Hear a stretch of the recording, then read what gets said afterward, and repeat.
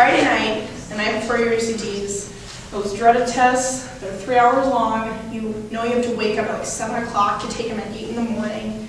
You have to take them in a classroom that you've never been in before, at least in my case. And you have to be in a crowded room with a ton of people, and everything is set out for you. Everyone's required to take these, so it puts a lot of pressure on people, and there's a lot of knowledge that you have to know from that huge book that we all wanted to burn after we took that test. And so this is why standardized tests are inefficient. They're inefficient because they require too much knowledge, because they don't cover enough information that's needed for our workforce, and they are too much pressure. Out of all those 3 reasons, I'm going to start with my first main point, which is why they have too much there's too much knowledge required for it. All of a sudden, take it. We had that huge book. It was like this thick, and we're all so confused as to how we're going to learn everything that we needed to in that book. And because of all of that stuff that was in the book, it decided our future. It put a lot of pressure on us, and it was scary for all of us to take that test, especially because it was 3 hours long. And because we all had to take it to be admitted, we were all extremely nervous about it.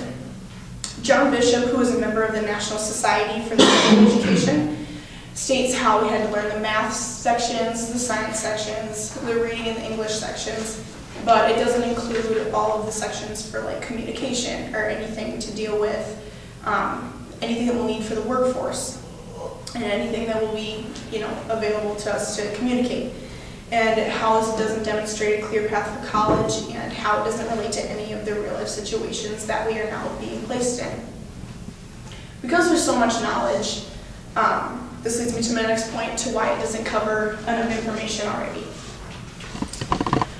John Bishop also explains how our education system is arranged horribly. In fact, I was surprised to know that the people who make the ACT tests aren't even a part of the system, like the education system from the K through 12. They are completely separate, and they don't make the tests. So I was very surprised to know that, and that kind of questions the validity of the test itself, and like how we're supposed to know exactly what's going to be on the test if that's not what we're being taught in the classroom. And of course, since we were all studying for the test, it was extremely difficult for us for it. And we agreed, as we were taking the test, that most of the stuff on the test was pointless, and that we didn't need to know about it, and by the end of it, we were all just, the science section, we were all just kind of ready just to give up just because there was so much information included.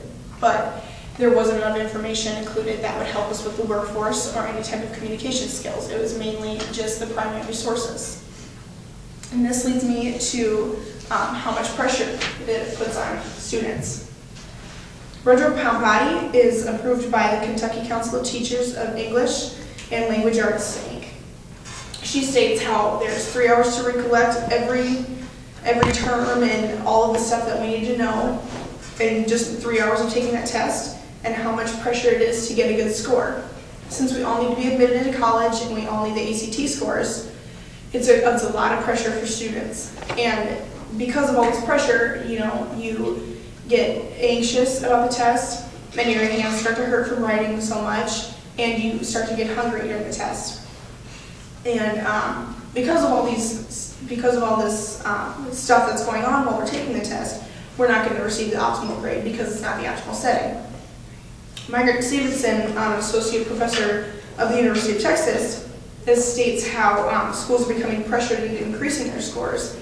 Therefore, they're not engaging in the types of information that should be presented to us in the ACT test.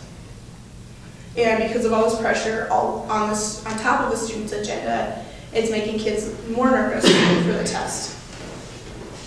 So as you can see, standardized tests are inefficient. These tests should be broken up and put into useful knowledge. From the pressure to not enough information covered, standardized tests leave a broad spectrum of uncertainty. Standardized tests are inefficient for 3 reasons. Number 1, because they require too much knowledge in one session. Number 2, because they don't cover everything that we should need to know. And number 3, because they are too much pressure on students. Thank you.